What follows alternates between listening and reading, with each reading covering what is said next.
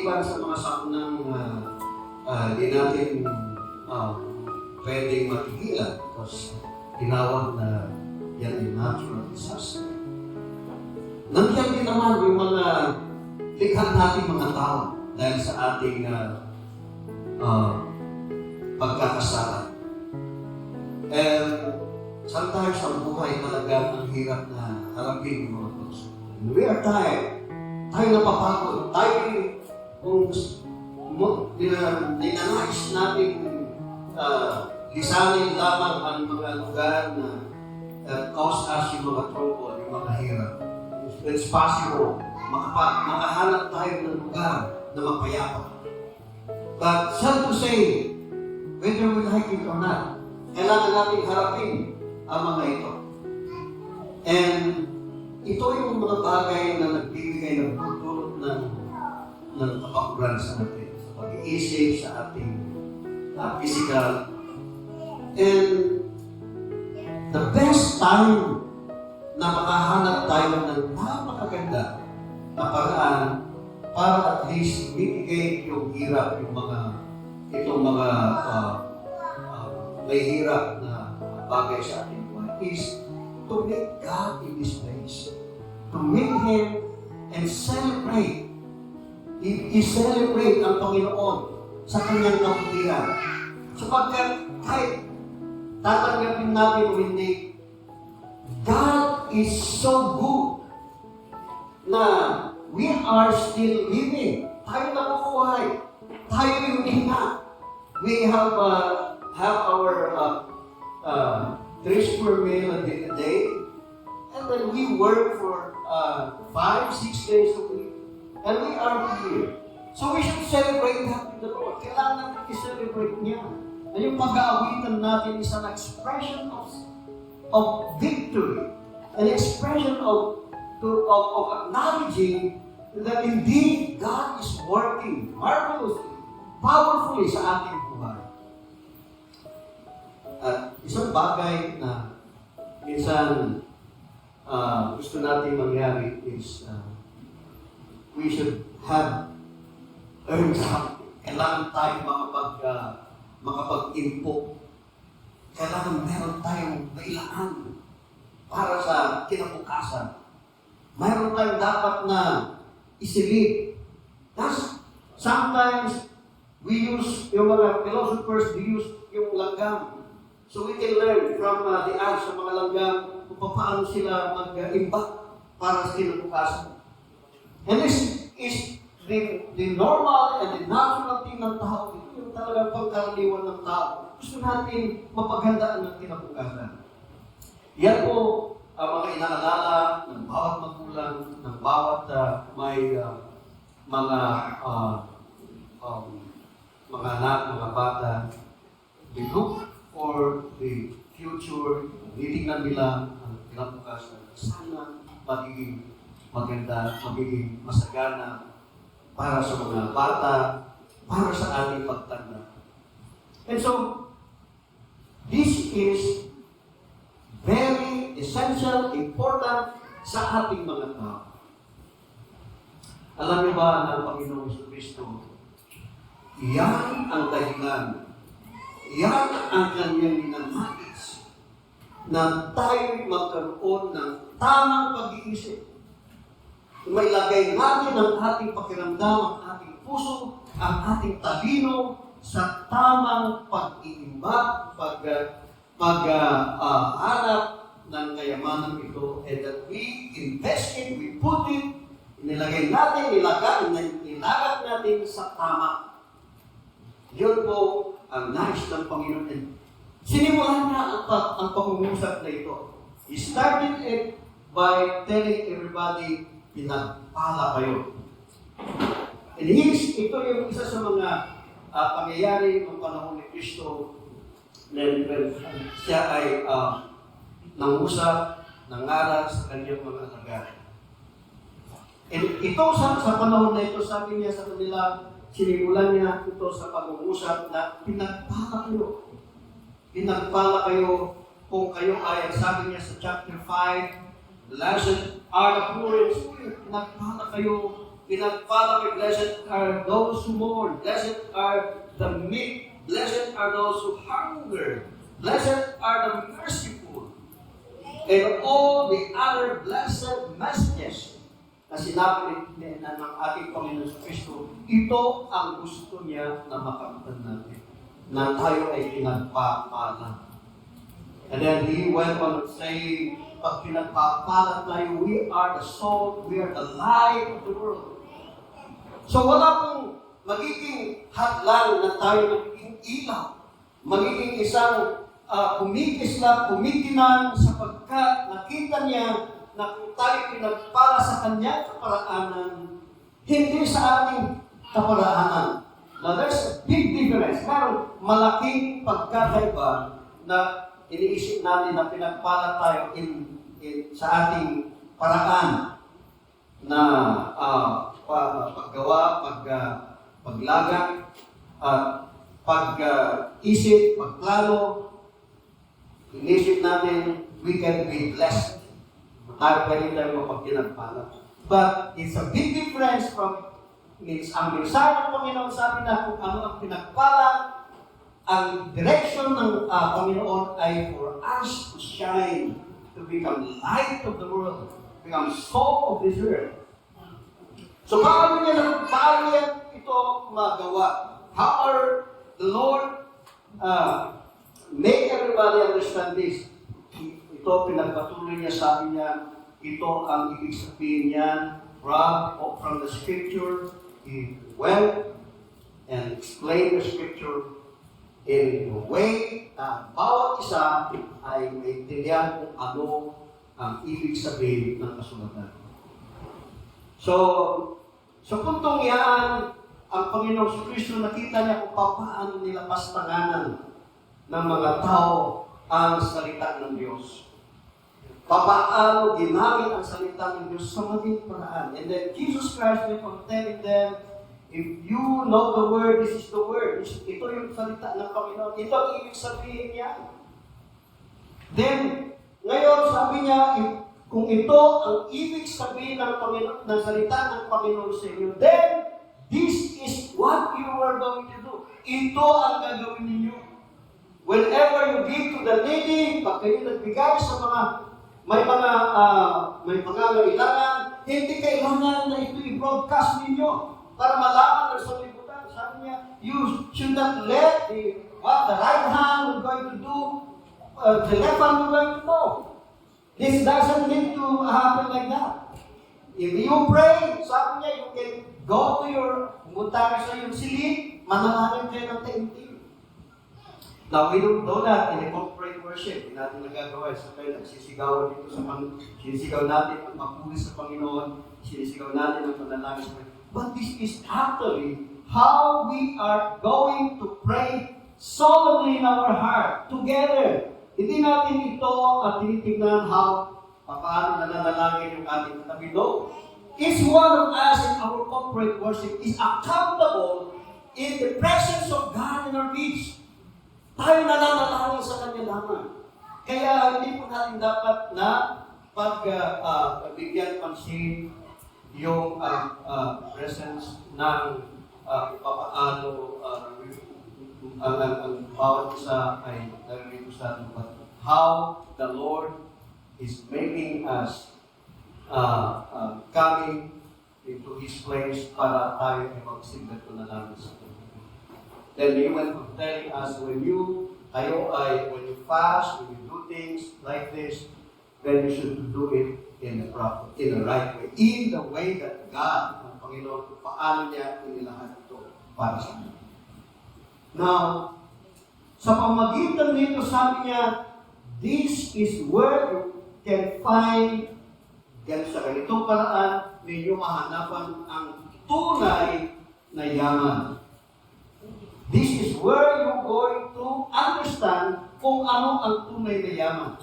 At iyan ang kayamanan sa langit. So, paano na ngayon, paano ang panawagan ng Panginoon dito? What is His call? Ano ang kanyang panawagan? Sabi niya, do not store up for yourself treasures on earth. medyo parang lihis sa ating kalaman yung panawagan na ito ng Panginoon. Dahil sabi niya, huwag tayong mag-impok, huwag tayong mag-invest sa kayamanan dito sa lupa. Now, maaaring ito ay magdulot sa atin ng hindi tama na pangunawa. Pero ang ibig niya sabihin ng Panginoon, itinuturo niya sa atin ang kahalagaan na papaano ang paglalaan, pag-i-info, pag-i-invest. So, tama. So, papaano ang Panginoon ay kanyang hihikayatin ang bawat sinuman na nakapakinig ng kanyang salita. Now, I laid the foundations of this from kung ano yung sinabi ng Panginoon sa kanyang salita, and then sabi niya, ito ang paraan kung paano natin masusukman, matapan ang kayamanan sa langit. So then, hindi yung problema na tayo nagtatrabaho, tayo we invest for our future. Hindi yun lang ang problema dito. Ang sabi niya is that we have to continue working. And then, meron tayong trabaho, meron tayong mga business. Now, there's nothing wrong. Wala akong problema in all those businesses. So, sa katunayan, me and my wife, isa sa mga aming angaling, yung makabaling ng tuluyan sa Pilipinas. So, we decided, sabi ko sa aking asawa, ako'y mag-for good ahead of time. Then, ang gusto naman niya, we will stay for a while sa US at abutin niya yung kanyang retirement age. Pero, ang aming patalangin is that kailangan na establish namin yung pagbabalik namin. Now, we are trying to build something na magiging ito ay makatulong. Hindi lang sa amin, kundi sa ministry at sa aming pamilya. So, paano ako nagkaroon ng ganyan na hangarin? It's not because meron kaming kaparaanan, meron kaming investment. We look forward na ito is we will going to leave them sooner. Ito ay iiwan namin. But nais na makita na there is still a time that God will provide us. Bibigyan kami ng Panginoon. We now use the resources na pinagkaloob niya to make everybody encouraged in the ministry sa mga aming pamilya that they will be guided. Makita nila ang tamang mensahe ng Panginoon sa kanilang buhay. So, yung aming paghahanda, nais namin na makapagdulot ng isang magandang encouragement. Hindi lang sa aming pamilya, kundi sa mga mananampalataya. Now, yan lang ang ibig sabihin ng treasure, ng paghanap ng tamang treasure. Now, Jesus Christ had laid everything, inilahan niya, paano ito ang gagawin from the previous chapters. Itinuro niya yan.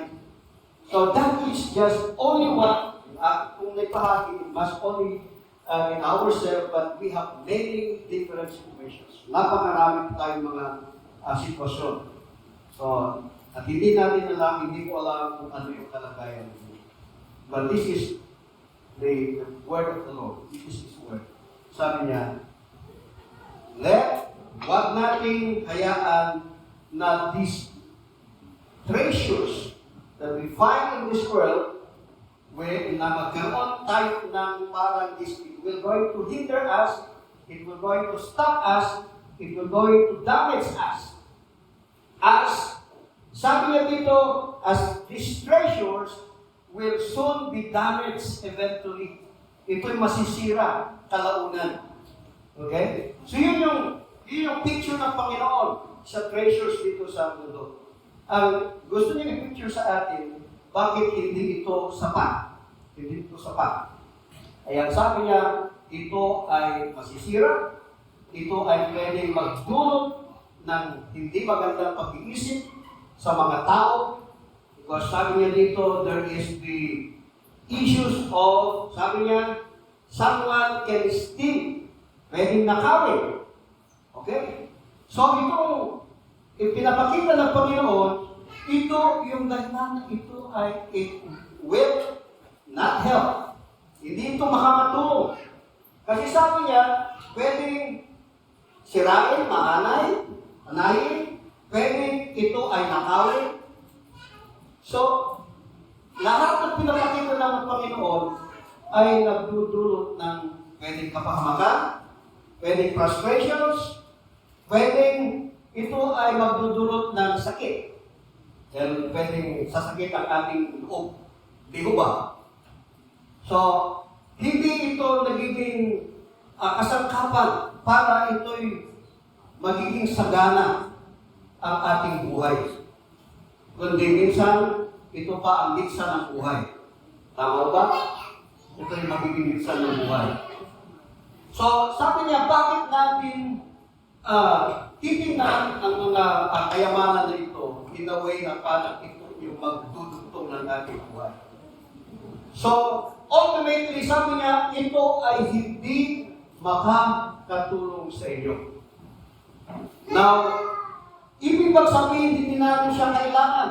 Now, that's not the point ng Panginoon. Hindi yan ang point niya. Dahil sabi niya, ang nais niyang maintindihan natin ay merong tunay na kayamanan.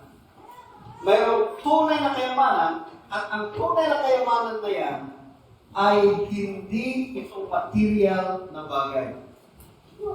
Ang tunay na kayamanan na yan ay nailagak na sa atin. Ito ay naihanda na sa atin. So, kailangan lang natin iskatakin ang mga bagay na ito. So, nais niyang ito ang bigyan natin ng pansin. Sabi niya, ay kagaya ng panawagan na mag-store up tayo, mag-impok tayo, mag-invest tayo, sabi niya, pero ito ang tunay na kayamanan that we will invest, that we will store up. So there is the call, there is the panawagan na dapat nating gawin. So store up treasures in heaven. So, bawat isa ay dapat na kumilos, gumawa. That's not actually yung parang hihintayin natin. Okay, wala tayong gagawin. So, ang panawagan is kumilos tayo, gumawa tayo. Ngayon, ang dapat na mapansin natin ang panawagan ng Panginoon na ito ay paano natin ito sinasagawa. Anong mga dapat na ginagawa natin? Ano ang mga kailangan natin alamin na servisyo, trabaho, na para ito ay ma-earn natin, para ito ay magkaroon tayo ng pressure na ganito. So, di ba ang bawat isa ay meron kang tinatawag na length of time na we need to work, kailangan tayo magtrabaho ng maayos. And that is normal in every yung mga labor group. Kailangan na may mga paraan, may mga guidelines na kaya natin susundin. So ang Panginoon ay dinanais niya na maintindihan natin yan. Ang kailangan natin is that in order for us to have that kind of mindset, that kind of understanding, sabi niya, let us make our body worth it about it. Kailangan ng katawan, this physical body. Okay? So, we cannot just expect na yung pressure ay darating. No, we have to work. Kailangan natin magtrabaho. So, ang sabi ng Panginoon, sometimes, inisip natin na maraming mga tao na they are not blessed enough to have yung kanilang paningin. No? Maraming tao na talagang even in the absence of yung sa kanilang paningin, they still try to work their way for living. Kailangan nila magtrabaho para mabuhay. But then, it is very important for the Lord na yung paningin is so essential in the process of acquiring the treasure. It's a very important aspect of our living na meron tayong mata. So yung mata na yan is all important para we can judge properly, we can see properly kung ano yung mga gagawin natin. Pero sabi ng Panginoon dito na ang paningin natin, if it is not right, then it will damage everything. Pwedeng masira ang lahat. So, sa pagkaroon natin ng paningin at kung hindi ito tama, we don't put ourselves in that aspect, pwedeng masira ang lahat. So, sabi ng Panginoon, the eye is the lamp of the body. If your eyes are good, your whole body will be full of light. Wow! Parang isang ilaw na parang nilagay mo sa kadiliman. And then when it lights, lahat illuminated, lahat nagliwanag. And then it is all visible. Ang ganda ng yung makikita. Now, one time sa project na ginagawa sa bahay, sabi ng isang kapatid na gumagawa, sana meron tayo pong ilaw doon sa side dahil gumagawa siya ng mga tiles. Sabi ko, wala akong makita ng magawang ilaw. So, all throughout ng kanyang paggawa, nag-struggle siya. Nahirapan siya.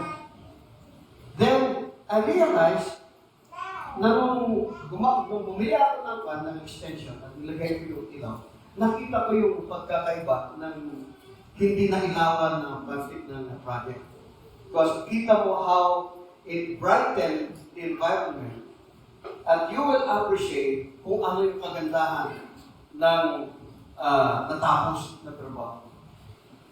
But before that, hindi mo ma-appreciate kasi parang nangangapa ka kung tama ba yung paggawa sa mga budget ng project nito. So that is the importance of the eyes. The eyes have to have a right vision, right appreciations of everything that is being put in place. Sino ang naglagay ng mga bagay na yan? Sino ang nagtalaga ng mga bagay na yan? God has put everything in place for us to work with. So if we don't have that kind of eyes, that healthy eyes, that good eyes, sabi ng Panginoon, it will ruin even God had made everything perfect for us. Even if God had intended for good, if we don't have the right eyes, then it will just damage everything. Now, kapansin natin na God started by explaining the law. I mean, this is how the law works. But there's one thing about the law in the past. And it talks about yung mga niya. Now, in chapter 5, verse 27, sabi niya, you have heard that it was said, do not commit adultery.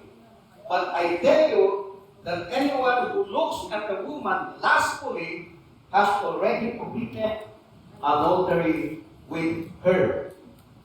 Ano ang malaking pagkakaiba dito? Dahil ang batas, sabi niya, noong unang tipan, sabi niya, bawal ang mga lunya. So he was referring perhaps to the act of committing, yung paggawa. Pero, idinagdag ng Panginoon dito, ang sabi niya, but actually, it's not hindi ito yung pagdadagdag ng ibig sabihin. Pero ang sabi niya, ito ang ibig sabihin ng batas na ito. Kapag ikaw ay tumingin na mayroong pagnanasa, you are already committing adultery. Iyan ay pangangaluyan. So nakita niyo ang malaking factor ng paningin. So even from our own eyes, we are already falling in committing a crime. Sabi ng Panginoon. So, napakahalaga ang kanyang panawagan at ipinapaliwanag niya na ang mata, kung ang ating paningin ay mabuti. So, ang ating paningin ay mabuti, then the whole body will be full of light.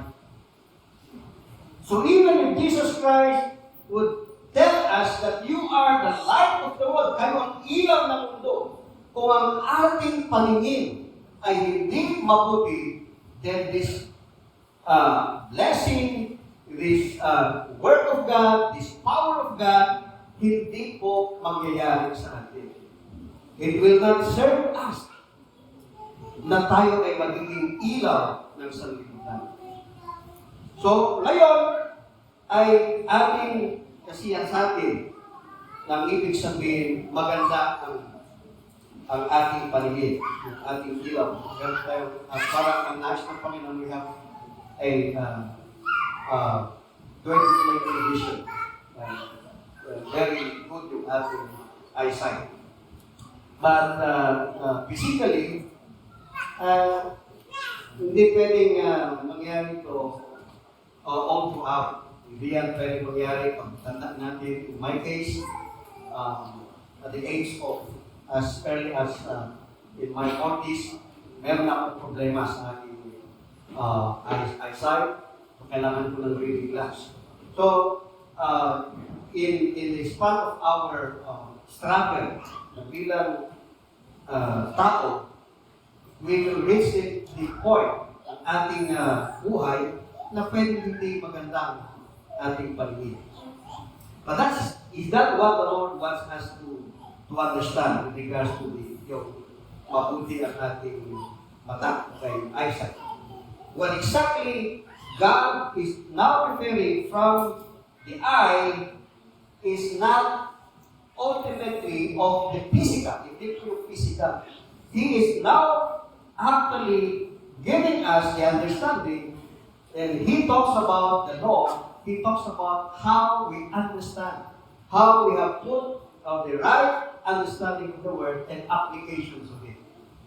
So kung hindi natin yan susundin ng tama, then the eyes will always be blurry. Merong problema. Merong sakit. So it's now referring to the spiritual eye na meron tayo. So kung ang ating eyes in the spirit is problematic, then it will never serve. Hindi po yan makakatulong sa ating pagsunod at paghanap doon sa kayamanan na nasa Panginoon. So we can never find a way to endeavor ourselves in keeping or seeking for the treasures in heaven kapag merong problema ang spiritual eyes natin. So then, because of we have this kind of yung meron tayo ganito ng that we can earn the treasures of heaven, then definitely, who is the receiving end? Sino ang dapat na makinabang dito? Sino ang makinabang dito sa kayamanan na ito? Well, nakikita natin na the purpose of working is to invest for our future. When we are looking forward, ng ating buhay is not for this temporary being. We are now actually in the right mind and understanding that our life is being driven for eternity. We are for eternity. So that is the purpose why then if we are for eternity, then who's supposed to be ruling? Sino ang magpapahalaga sa atin sa eternity na yan? So God is telling us that, or Jesus Christ is now telling us that we have to understand na ang siyang mangunguna sa atin, ang siyang magkakaroon sa atin, ay walang iba kundi ang Panginoon. So we can only, in this kind of treasure, in this kind of work, in this life of service, God is the only one who can be served. Siya lamang ang mapaglilingkuran natin. Now, pinakita ng Panginoon dito that the possibility for a man, if he is having a problem with the eyesight, if he having a problem with his spiritual eyes, is to serve the wrong master. So the wrong master here is that sabi niya, kung tayo ay hindi mabuti sa ating paningin, then we may be directed to serve money, which is also essential. Now, kung habang tayo nabubuhay, tayo ay naghahanap ng kapirahan. We look for money. Sino sa inyo hindi kailangan ng pera? Wala, di ba? Lahat tayo kailangan ng pera. Kaya lang, the pera can even become a master. Magiging ito isang Panginoon. Paano kaya mangyayari yun? Paano mangyayari na isang dapat na kasangkapan ay magiging Panginoon? Ganun po ka-resourceful ang kaaway. The enemy, the devil is very resourceful in order to give us a wrong directions or to use even alam ng kaaway na ito yung pinakamahalaga sa ating buhay. They use it to mislead people.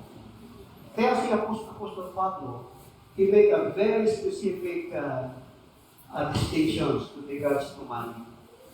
Okay? Ang sabi ng ating Panginoong Isos sa kanyang sa kanyang design, sabi niya, do not serve money or you will be full of darkness because of the wrong acts, the wrong spiritual acts.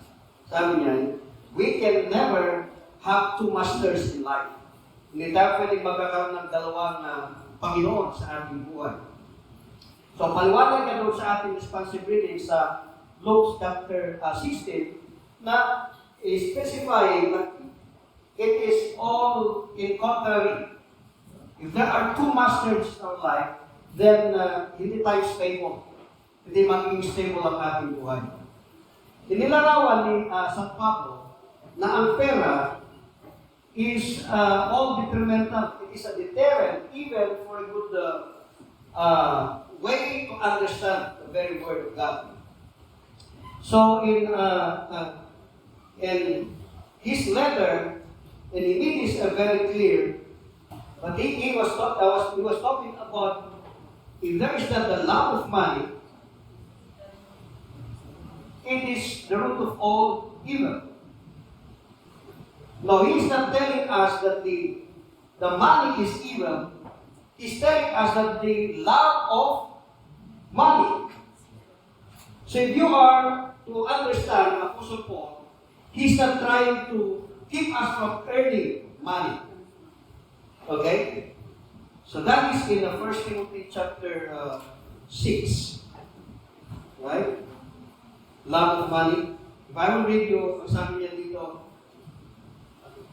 if anyone teaches a false doctrine and does not agree to the sound instruction of our Lord Christ and godly teaching, he is conceited and understands nothing.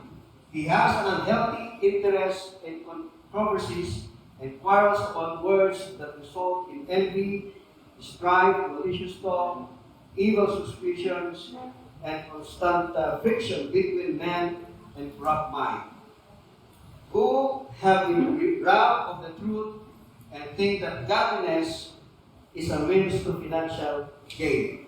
So now, yung contributions of the thought of loving money is that you only believe na when you have the Word of God, you can even use them in order to pwedeng linlangin ang mga tao na you can be rich when you are somehow becoming a good Christian. So sabi niya, it can never be an misleading thought. And then he went on to say na but godliness with contentment is a great gain.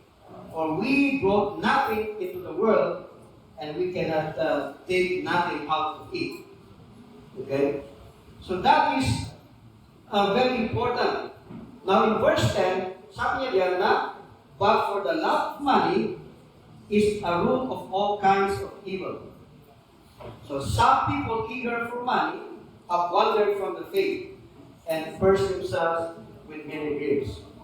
So ano ang pinapaliwanag ni Paul dito? So it is essential, it is very important that we work for money, but it can never be our master. Hindi pwedeng siya ating Panginoon. Dahil sabi dito, ito ay kasangkapan natin. Ito ay kaloob para ito yung magiging kasangkapan natin in order that we can live in the way God wants us to live. So that is the point why God is now informing us that we cannot be hindi tayo magtrabaho. Okay? So there is the call that tayo sabi ka dito. Let us work. Tayo magtrabaho. Let us store up for our future. But, sabi niya, the best thing that we have to understand is there is a treasure that leads us for eternity. So that is what we have to look into. That there is that treasure. And then, sabi niya diyan, we need to make our body clean. Kailangan na magiging mabuti ang ating katawan. Yung left concept ng pagkakaroon ng mabuting katawan is the eyes. We have to clear our eyes, our vision. So that signifies that when we follow the Word, tayo sumusunod sa salita ng Diyos, then we will have a bright eyes. Makikita natin kung ano ang nararapat na dapat natin gawin. So only then, that is the only point where we can actually serve God, not the money. See the connection of it. If we are for storing up treasures, and it's good treasure, we have to make our body good. And for us to make our body good, we have to let our vision right. The only thing that will make our vision right is to have the right understanding of the Word. And if we know the Word of God, that will lead us to worship God. Amen? Paano tayo makapagbigay ng papuri sa Panginoon kung hindi namin naiintindihan ang kanyang sinasabi sa atin? And if we don't have that right understanding, then we can never earn treasure of heaven. So, that's ang miserable life, napaka-miserable na po kayo, mga kapatid. And many in this world are actually in this kind of situation. Napaka-miserable sapagkat sa tingin nila, they have all what they needed for life in this world. And they even actually lift up themselves na they can charge their future. They can shape their future. Pwede lang gawin ang kanilang future. And the sad thing is that they can never actually tell yung kanilang promise for even 100 years. No one can hold of the words for 100 years. and enjoy it. Wala pong pwedeng magsabi na, oh, I can be a president, I can be a king, pwede akong isang successful na mga ngalakan, pwede akong isang successful na educator, pwede akong isang successful na lawyer. For 100 years, it can be happen in a point of time. Pero yung time na yan, there is always a point of decline. We can go down eventually. Pero itong ino-offer ng Panginoon sa atin, it is consistent. The intervention ng yaman na ito will never fade, will never come to the point of falling down. The intervention for it is for eternity. Eternity is all throughout, no ends. Okay? That is the meaning of it. Yun pong ibig sabihin. So, ang trajectory dito, kasi ang yaman na kinukuha natin, is it being kept by the Lord Himself. Ito ay inimbak ng Panginoon para sa atin. Kaya wala po pwedeng manira o kaya magkaroon ng decline o magkaroon ng devaluation ng yaman. Kaya ang ating pagkakaluban ngayon ng tamang atensyon, now that God has given Himself for us, and God Himself says, I will live in you, ako'y manahang sa inyo, kung ang salita ko ay nananahang sa inyo. Tama?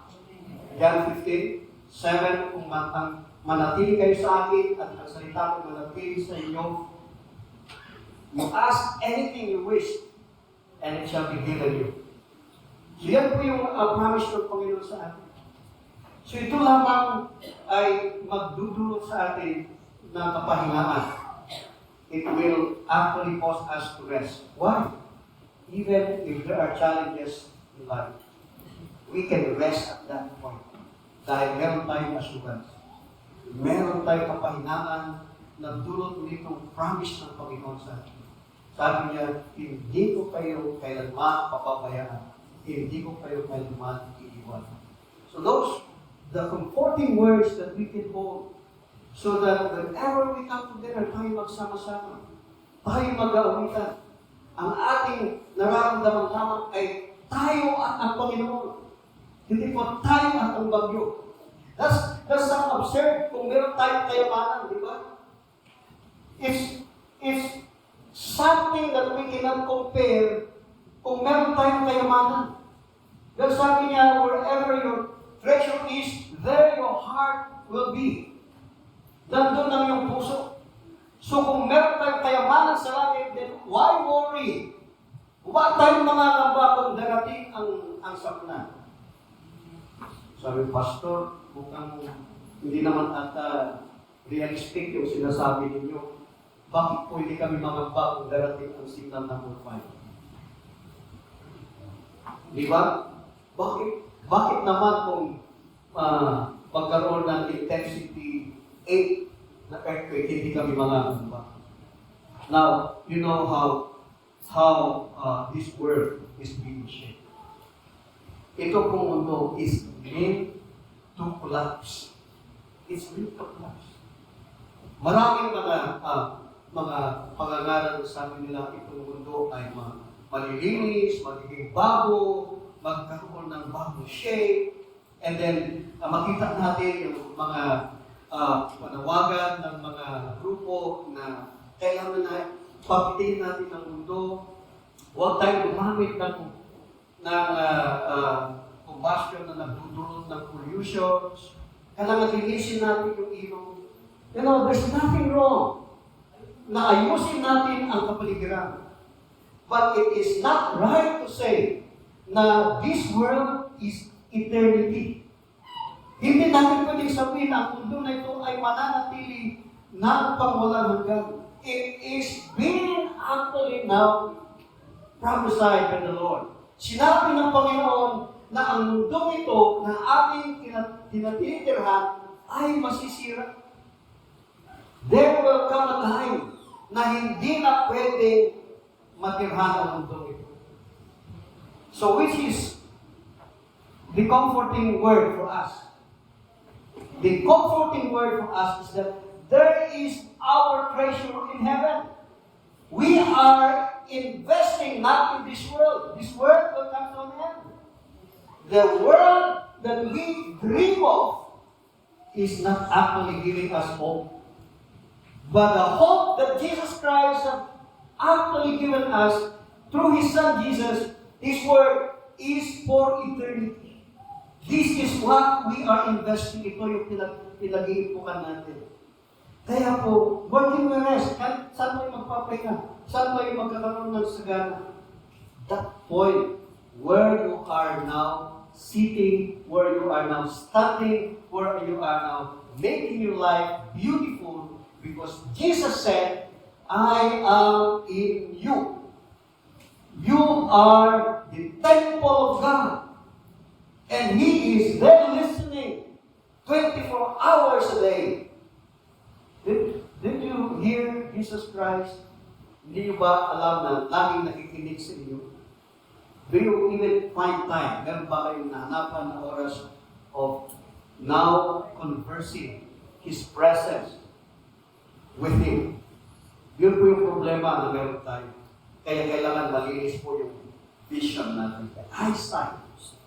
It has to be clear so that we know, alam natin, hindi tayo manhid sa ating pakiramdam sa presence ng Panginoon sa atin. Have you ever experienced na hindi pinapansin? Naranasan ninyo, di ba? Masaya pa. Masaya na hindi pinapansin.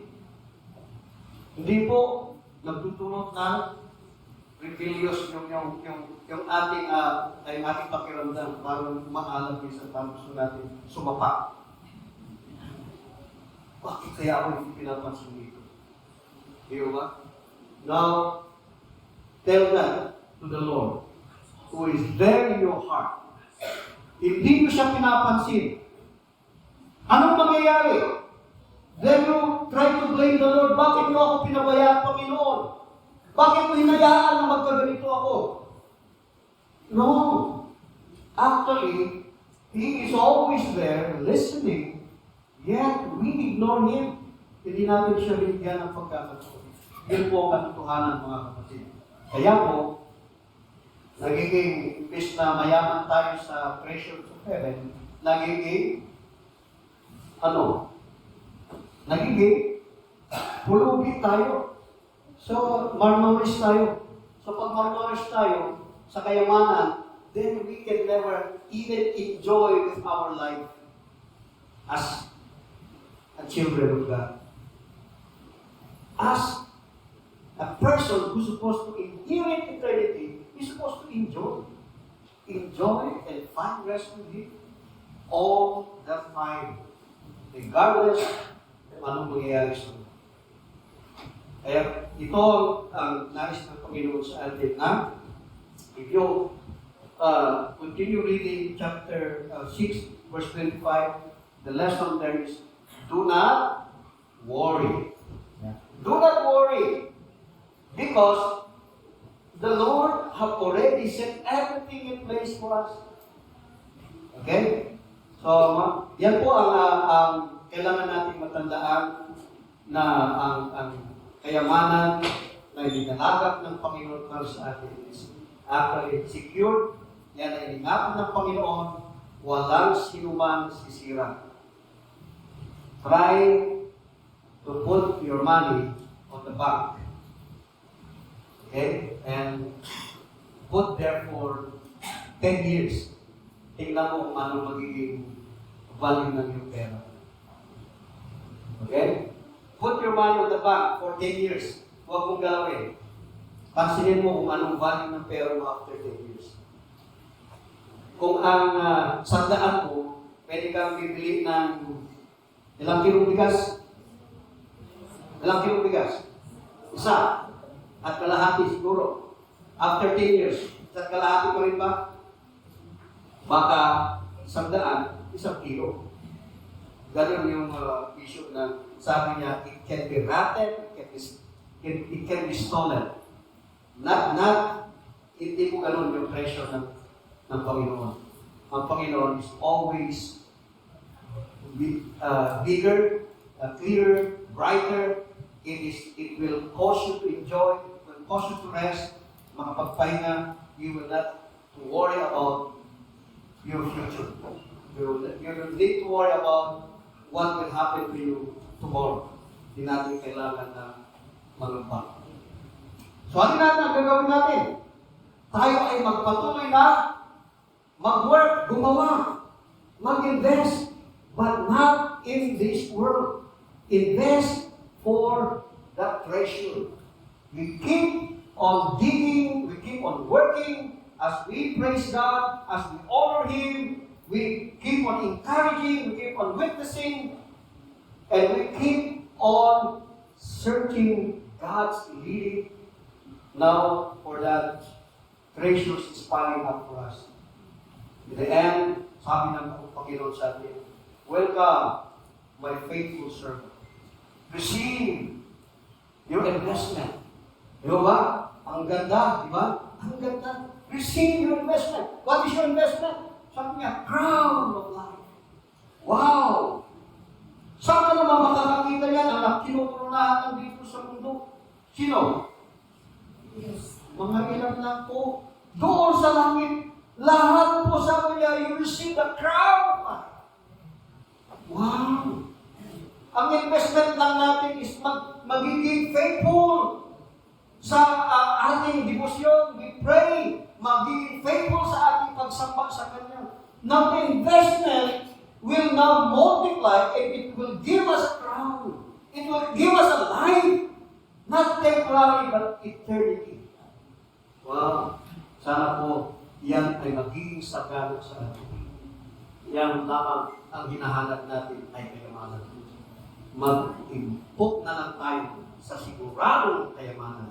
Kaysa yung kayamanan na nawawala.